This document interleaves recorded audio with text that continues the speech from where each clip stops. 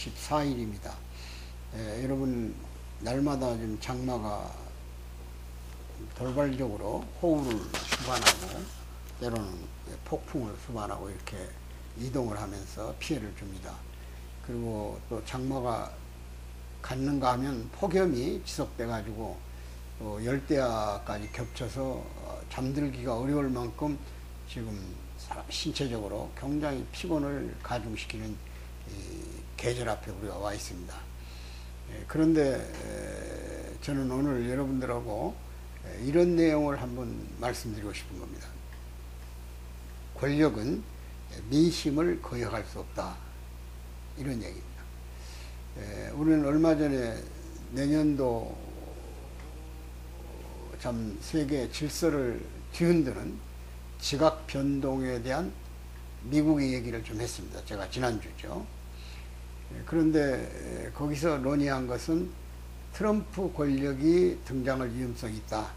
거기에 대해서 우리는 만반의 준비를 갖춰야 된다, 이런 얘기입니다. 그러니까 바이든하고 트럼프가 참 같은 고령임에도 불구하고 서로 권력을 다투는 이런 금년 11월 달에 이루어지는 선거에 돌입하는데, 바이든이 지난번 1차 토론 때죠. 그러니까 아마 6월 14일인가 그럴 겁니다. 그 토론 때 건강상 도저히 트럼프를 당할 힘이 없다는 걸 많은 미국 시민들이 봤습니다.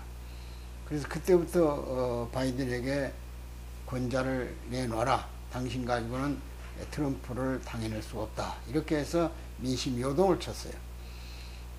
근데 여러 군데에서 그런 소위 이번 민주당 대통령 후보 공천을 앞에 두고 대의원대회를 실시해서 최종 확정을 받아야 수락 연설을 할 건데, 갑자기 트럼프가 소위 20살밖에 안 되는 청년의 총에 생명을 잃을 뻔봤습니다. 마치 오른쪽 귀만 스쳐 나갔기 때문에 트럼프는 거기서 내 생명을 살려준 하나님 앞에 감사하다, 이렇게 표현을 하고, 너무 지나치게 교만하고 또 거칠었던 그 모습을 좀 더 겸손한 입장에 세우도록 하는 경고라는 의미를 되새겼습니다. 동시에 그는 나에게 할 일이 있어서 더 큰 임무를 수행하도록 나를 살려줬다. 그래서 자기는 이번에 대선에 틀림없이 승리한다, 이런 기고만장한 모습을 보였어요. 근데 바이든은 날로 약해지면서 여러 차례 실수를 합니다. 바로 옆에 젤렌스키를 놔두고도 우크라이나 대통령이죠.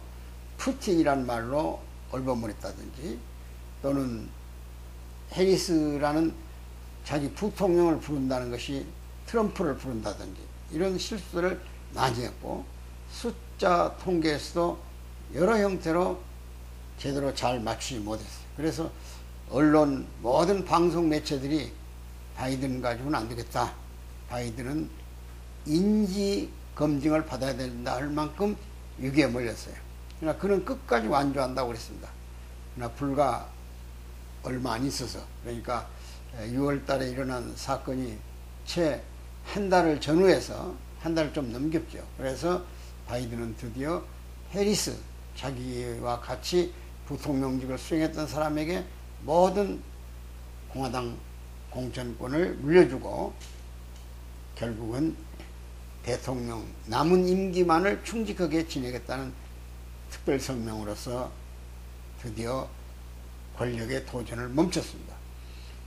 그것은 민심이 천심이라고는 그런 하늘의 질서 앞에 인간들이 그 민심을 등에 업고 천심을 얻으려고 하는 것은 이해가 가지만, 민심을 거역하면서까지도 천심을 독점하겠다고 하는 것은 도저히 있을 수 없는 일이다, 이렇게 우리가 느낄 수 있었는데, 바로 어제 국민의힘 당대표 선출이 있었습니다.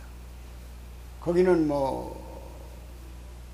한동훈을 견제하기 위한 원희룡, 나경원 등 세 사람의 후보가 출마했어요. 상당한 많은 분당을 초래할 만큼 위험한 발언들이 오고 갔습니다.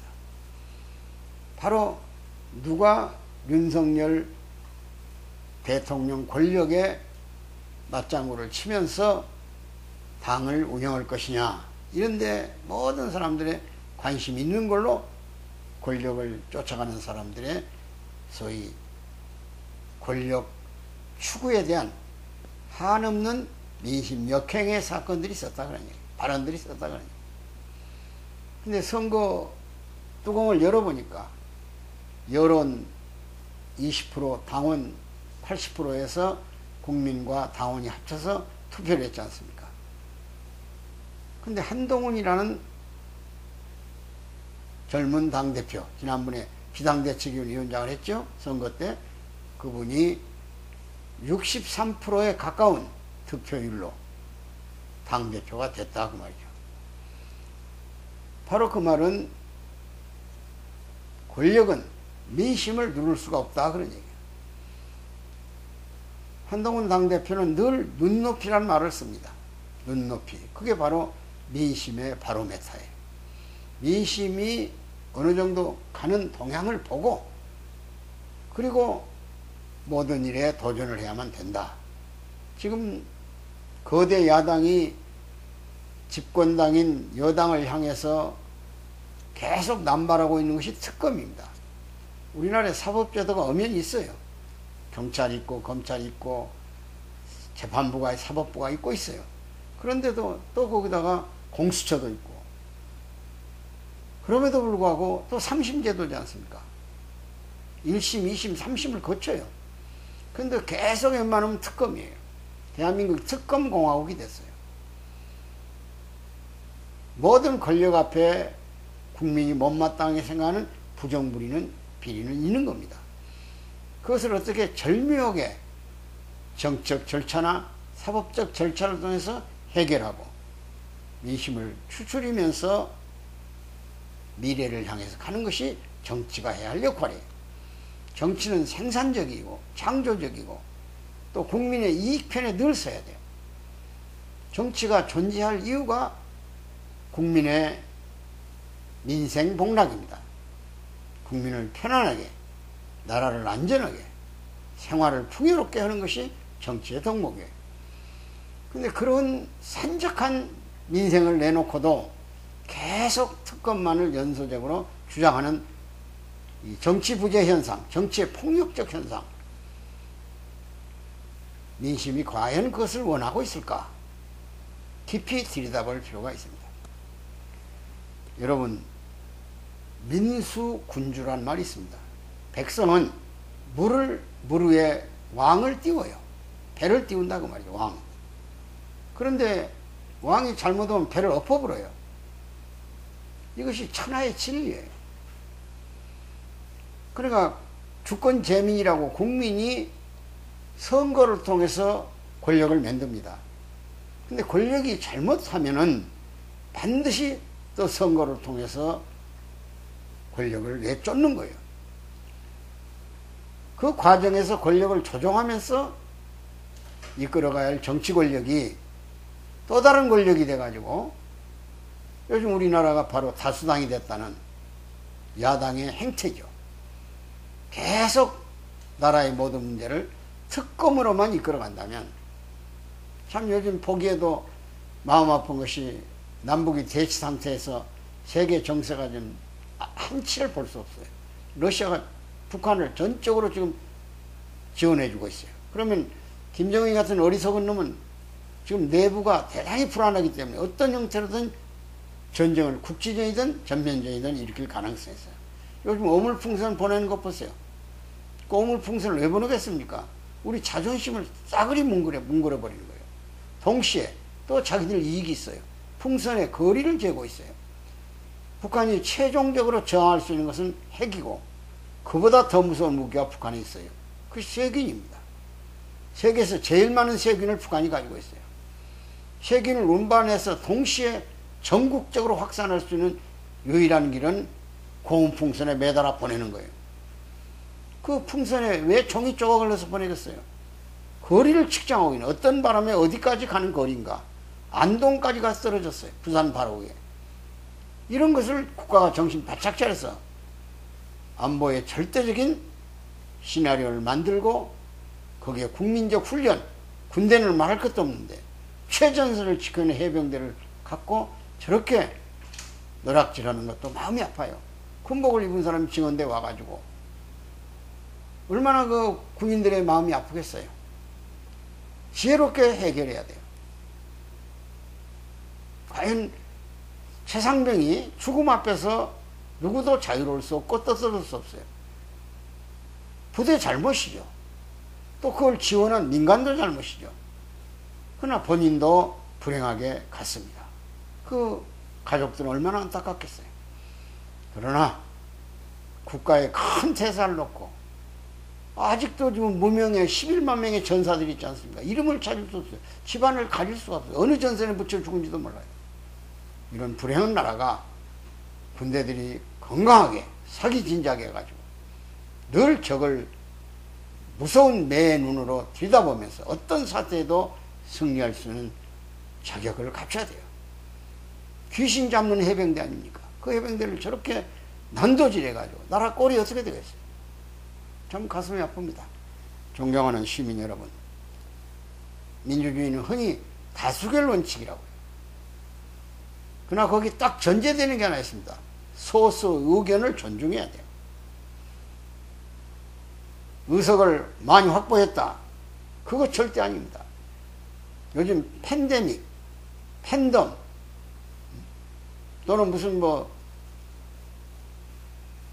패거리 정치 이런 용어들을 많이 써요.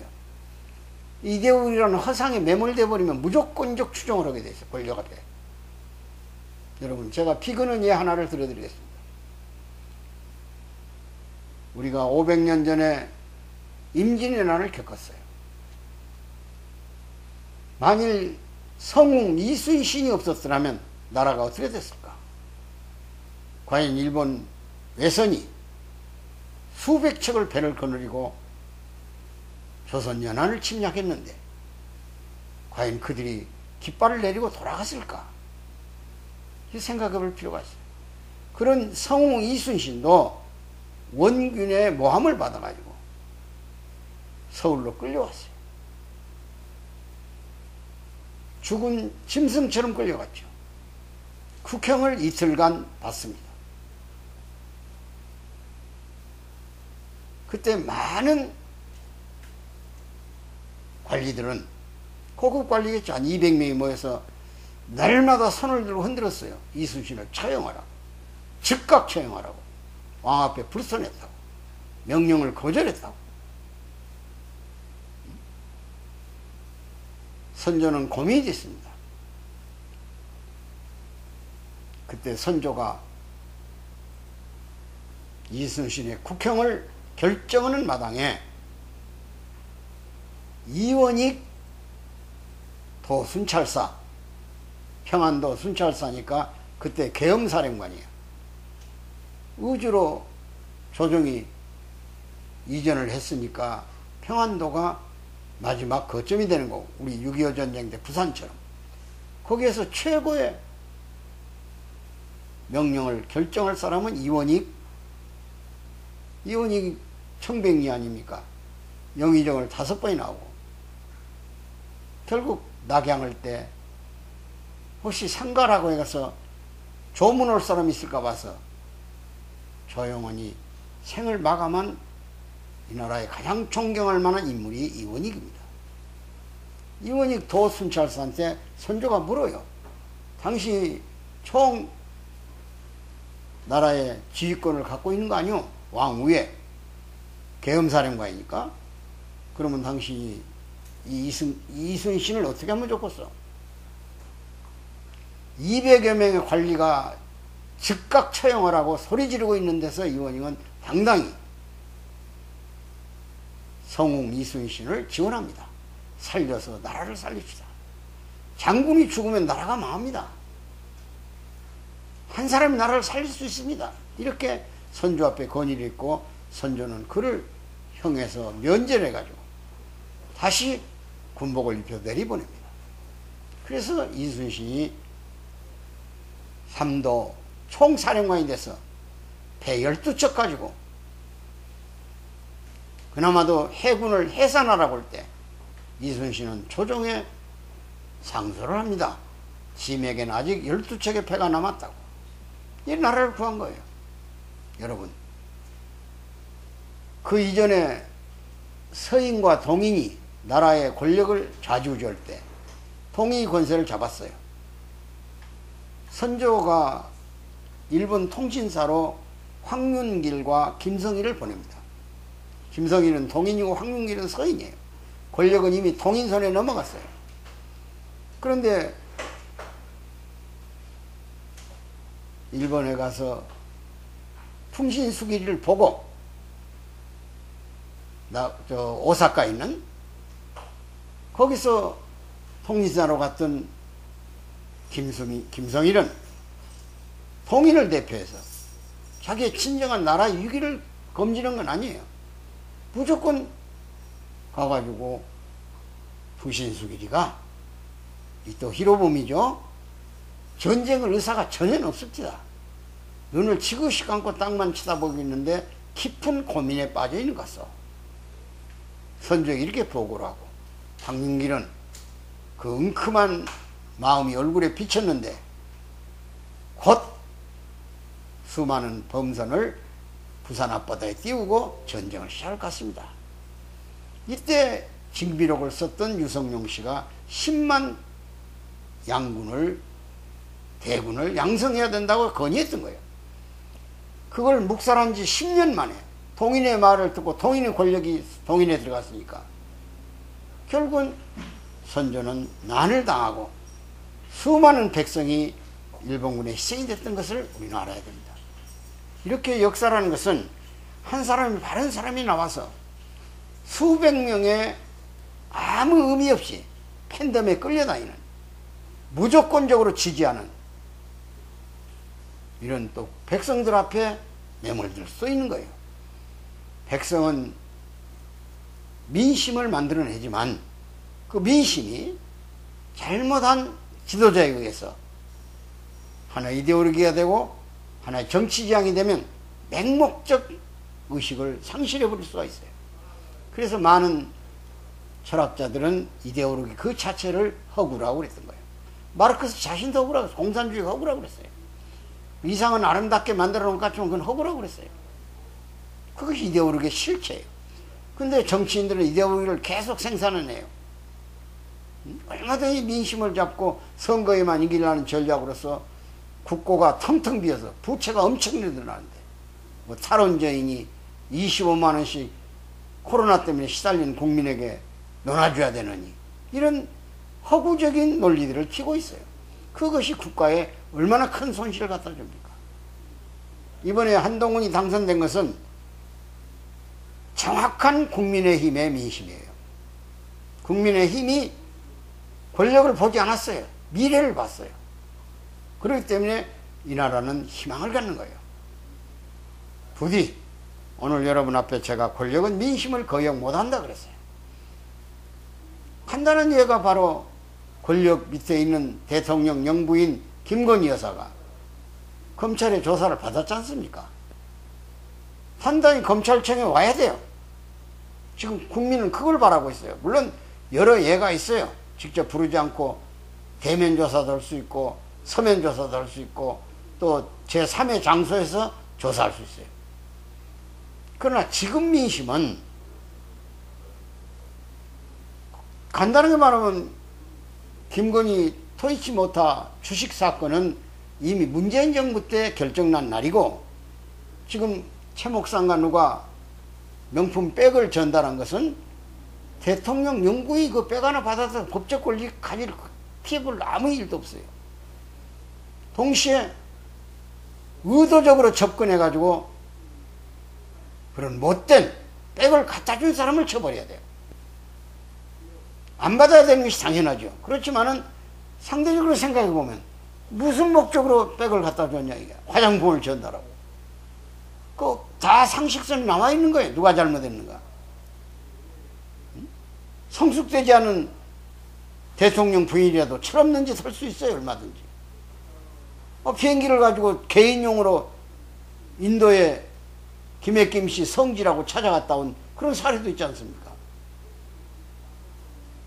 그러나 지금 현재 민심은, 국민의 눈높이는 어차피 검찰의 조사를 받는다면 눈높이 기준에서 공정한 절차를 거쳐라 그런 얘기예요.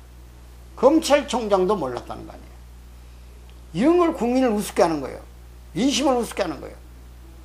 지금부터라도 권력은 민심을 거역 못한다는 사실을 정확하게 해서 정치 질서를 바로잡아서, 특히 군대 조직의 기강 철저히 잡아서 안보에 빈틈없이 나라를 지키는데 기여해 주기를 거듭 당부드리면서, 오늘 한동훈 대표의 당선과 해리스의 대통령 공천권 획득을 지켜보면서 민심은 권력을 완전히 누를 수 있구나, 권력의 방향을 바로잡을 수 있구나.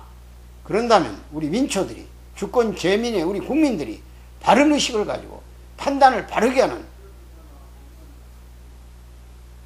정말로 개딸 같은 그런 정치의식을 벗어나서 미래지향적으로 객관적 나라의 상황을 인식하는 그런 절차 밑에 국민의 정신자세가 바로서면 아마 권력도 이번에 교훈을 통해서 보듯이 움직이지 않는다.